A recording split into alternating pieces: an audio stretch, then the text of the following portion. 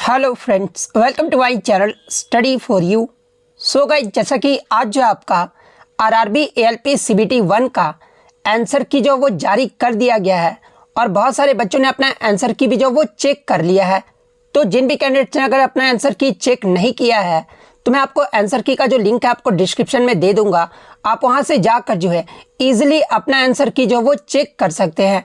अब बहुत सारे कैंडिडेट्स आंसर की चेक करने के बाद जो है लगातार ये कमेंट्स कर रहे हैं कि सर मेरे इतने मार्क्स आ रहे हैं तो क्या मुझे सीबीटी 2 की तैयारी शुरू कर देनी चाहिए।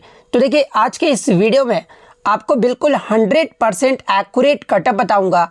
अगर आपके इतने मार्क्स आ रहे हैं तो आप अभी से ही जो है सीबीटी 2 की तैयारी जो वो शुरू कर दीजिएगा।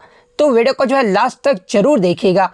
उससे पहले एक बात और दोस्तों, कि जिन्होंने भी अगर चैनल को सब्सक्राइब नहीं किया है तो रेलवे एग्जाम से रिलेटेड पल पल की अपडेट के लिए जो है चैनल को सब्सक्राइब जरूर कर दीजिएगा। और बगल में ही आपको एक बेल आइकन यानी घंटी का निशान भी दिख रहा होगा, तो आप उसे भी जो है जरूर प्रेस कर दीजिएगा। तो चलिए वीडियो को स्टार्ट करते हैं। तो देखिए, सबसे पहले मैं आपको बता दूं कि इस बार रेलवे एएलपी सीबीटी 1 का जो कट ऑफ है ना, ये आपके 4 फैक्टर पर जो वो डिपेंड करने वाला है। और वो 4 फैक्टर कौन कौन से हैं? तो देखिए, पहला जो आपका एग्जाम लेवल है, यानी जो आपका एएलपी सीबीटी 1 का जो एग्जाम हुआ था उसका जो एग्जाम लेवल रहा था, ये आपका इजी रहा था या फिर मॉडरेट रहा था या फिर आपका हार्ड लेवल का रहा था। सेकंड जो आपका फैक्टर है ये आपका अटेंडेंस है, यानी कितने बच्चों ने जो है इसका एग्जाम दिया था। और थर्ड जो फैक्टर है ये आपका वैकेंसीज है, यानी कितने पोस्ट पर जो आपका वैकेंसीज निकाला गया है। और चौथा जो आपका फैक्टर है ना, वो आपका नॉर्मलाइजेशन है। जैसा कि आपको पता है कि एएलपी सीबीटी 1 का जो एग्जाम है ये आपका अलग अलग शिफ्टों में जो है वो कंडक्ट करवाया गया था और इसमें जो आपका नॉर्मलाइजेशन भी जो वो किया जाएगा। तो ये 4 फैक्टर पर जो है एएलपी सीबीटी 1 का जो कट ऑफ है ना, वो आपका डिपेंड जो है वो करने वाला है। तो देखिए, सबसे पहले जो हम लोग 2 फैक्टर पर जो वो बात करने वाले हैं, और वो 2 फैक्टर कौन कौन से हैं? तो पहला आपका वैकेंसीज पे बात करने वाले हैं, उसके बाद हम लोग अटेंडेंस पर जो है वो बात करने वाले हैं, यानी कितने बच्चों ने जो इसका एग्जाम दिया है। तो देखिए, अगर वैकेंसीज की बात कर ले तो देखिए एएलपी सीबीटी 1 में जो है आपका टोटल पोस्ट जो है ये आपका 18,799 पोस्ट पर जो है आपका ये वैकेंसी निकाला गया था। जिसमें अगर फॉर्म अप्लाई की बात कर ले, यानी कितने बच्चों ने जो है इसका फॉर्म जो वो अप्लाई किया था, तो टोटल आपके 20 लाख कैंडिडेट्स ने जो है इसका जो फॉर्म है वो अप्लाई किया था। वहीं अगर एग्जाम अटेंडेंस की बात कर ले तो देखिए इसमें जो है आपके लगभग 65% बच्चों ने जो है एग्जाम दिया था। 20 लाख बच्चे तो फॉर्म भर देते हैं लेकिन 100% एग्जाम देने थोड़े आते हैं, मतलब 65% बच्चे जो है मात्र इसका एग्जाम देने आए थे। तो अगर 20 लाख के 65% अगर आप करेंगे तो आपके जो है एएलपी सीबीटी 1 का जो एग्जाम है ना, ये टोटल 13 लाख कैंडिडेट्स ने जो है इसका एग्जाम जो है वो दिया था। और सीबीटी 2 के लिए जो है कितने बच्चे जो वो क्वालिफाई किए जाएंगे?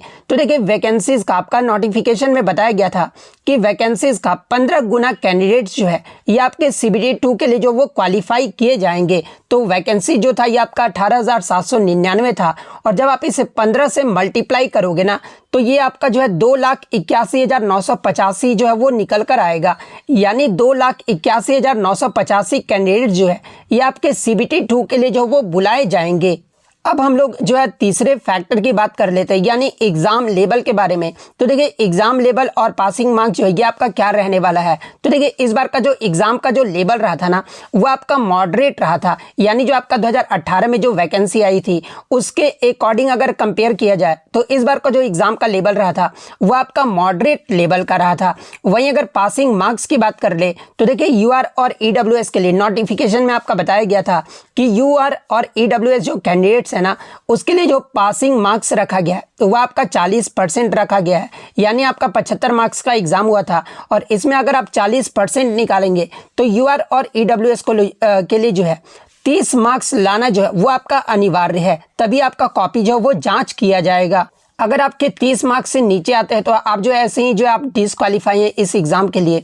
ओबीसी कैंडिडेट्स की बात कर ले तो ओबीसी में जो है आपको 30% लाना जो वो अनिवार्य है, यानी 22.5 मार्क्स जो है आपको लाना अनिवार्य है, तभी जो आप क्वालिफाई करेंगे। एससी की बात कर ले तो एससी के लिए जो आपका रखा गया था मिनिमम पासिंग मार्क्स ये आपका 30% रखा गया था, यानी 22.5 मार्क्स लाना जो है वो आपको अनिवार्य है। एसटी के लिए जो ये आपका 25% जो है वो आपका क्वालिफाई क्वालिफाइंग रखा गया था, यानी आपको जो है 18.75 जो है ये आपका क्वालिफाइंग मार्क्स था एसटी कैंडिडेट्स के लिए। अब हम लोग बात कर लेते हैं जो आपका एवरेज मार्क्स जो है वो कितना निकल कर आ रहा है प्रत्येक शिफ्ट के लिए। तो देखिए मैं आपको बता दूं कि ये जो आपका डाटा है ना, मैं आपको पहले ही बता दूं कि आपका रैंक मित्रा से जो वो लिया गया है, और रैंक मित्रा में जो है आपके 25 नवंबर को एग्ज़ाम हुआ था, जो कि आपका शाम में जो थर्ड शिफ्ट एग्ज़ाम हुआ था, इसमें जो आपके बच्चे के एवरेज मार्क्स आ रहे हैं ना वो आपका 35.164 मार्क्स जो है ये एवरेज मार्क्स आ रहे हैं।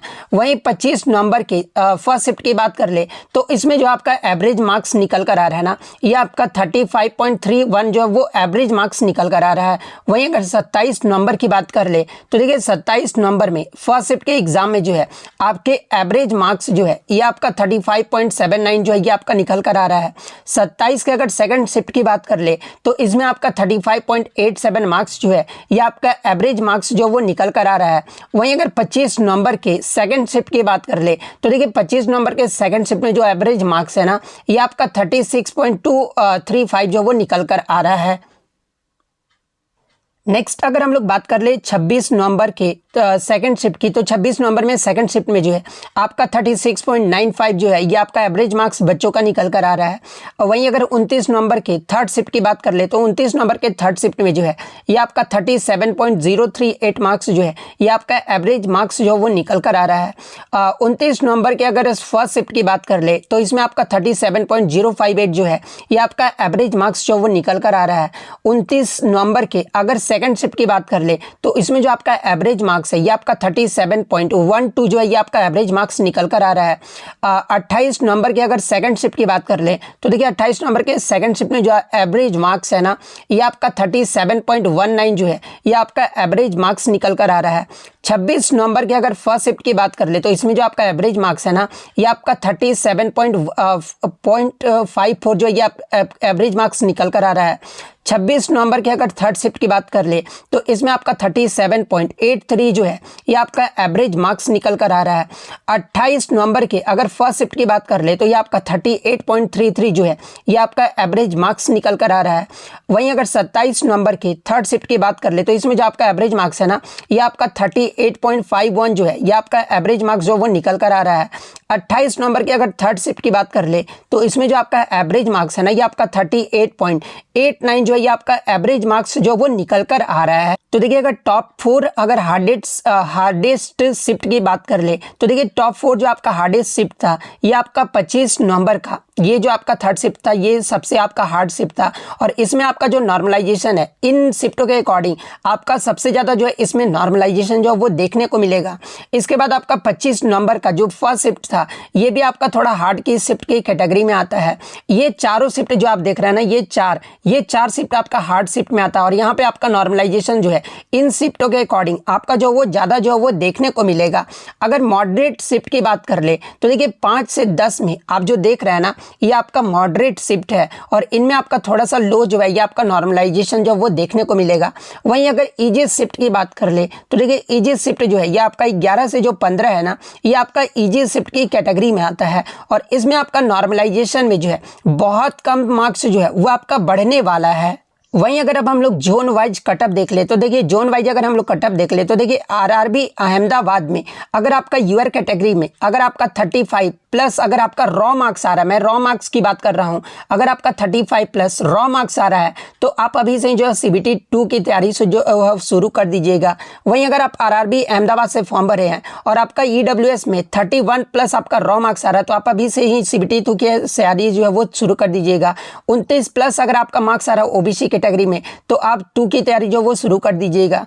SC में अगर आपका 26 प्लस रॉ मार्क्स आ रहा है तो आप तैयार रहिएगा 2 के लिए। ST में अगर आपका 23 प्लस आ रहा है तो आप अभी से ही जो है CBT 2 की तैयारी जो वो शुरू कर दीजिएगा। इसके बाद अगर आरआरबी अजमेर जोन की बात कर ले तो देखिए आरआरबी अजमेर जोन में अगर आपका 40 प्लस आ रहा है यूआर कैटेगरी से तो आप अभी से जो है CBT 2 की तैयारी जो वो शुरू कर दीजिएगा।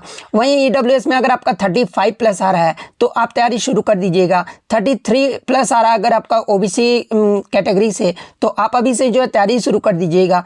SC में अगर आपका 30 प्लस आ रहा है तो आप अभी से ही तैयारी शुरू कर दीजिएगा। ST में अगर आपका 27 आ रहा है तो आप अभी से ही जो तैयारी जो वो शुरू कर दीजिएगा। तो आप सभी जोन का जो है आप जो है रॉ मार्क्स जो वो देख सकते हैं। इस जोन में अगर आपने फॉर्म भरा है तो आप जो है अब इतने रॉ मार्क्स से अगर आपका ऊपर आ रहा है तो आप अभी से जो है CBT 2 की तैयारी शुरू कर दीजिएगा। आप नेक्स्ट जोन भी आप देख सकते हैं, ये सभी जोन है आपका जो है मैंने आपको फिल किया था। ऑल ओवर अगर बात कर ले, ऑल ओवर आपका जो है क्या कटअप रहने वाला है, तो देखिए UR में अगर आपका रॉ मार्क्स 42 प्लस आ रहा है, और ओवर अगर बात कर ले तो देखिए 42 प्लस अगर आपका आ रहा है तो आप अभी से जो है CBT 2 की तैयारी शुरू कर दीजिएगा। OBC में अगर आपका 40 प्लस मार्क्स आ रहा है रॉ मार्क्स, तो आप अभी से जो है CBT 2 की तैयारी जो वो शुरू कर दीजिएगा। SC में अगर आपका 36 प्लस मार्क्स आ रहा है तो आप अभी से जो है CBT 2 की तैयारी शुरू कर दीजिएगा। ST में अगर आपका 33 प्लस मार्क्स आ रहा है तो आप अभी जो है CBT 2 की तैयारी शुरू कर दीजिएगा। EWH में अगर आपका 31 प्लस रॉ मार्क्स आ रहा है तो आप अभी से जो है CBT 2 की तैयारी जो वो शुरू कर दीजिएगा। तो जिनका भी इन कैटेगरी में इन मार्क्स से ऊपर आ रहा है तो आप अभी से जो है CBT 2 की तैयारी जो वो शुरू कर दीजिएगा। तो अगर वीडियो अच्छी लगी हो तो वीडियो को जो है लाइक ज़रूर कर दीजिएगा, और इसी तरह रेलवे की पल पल की अपडेट पाने के लिए जो है चैनल को सब्सक्राइब ज़रूर कर दीजिएगा। तो मिलते हैं नेक्स्ट वीडियो में, तब तक thank you, all the best.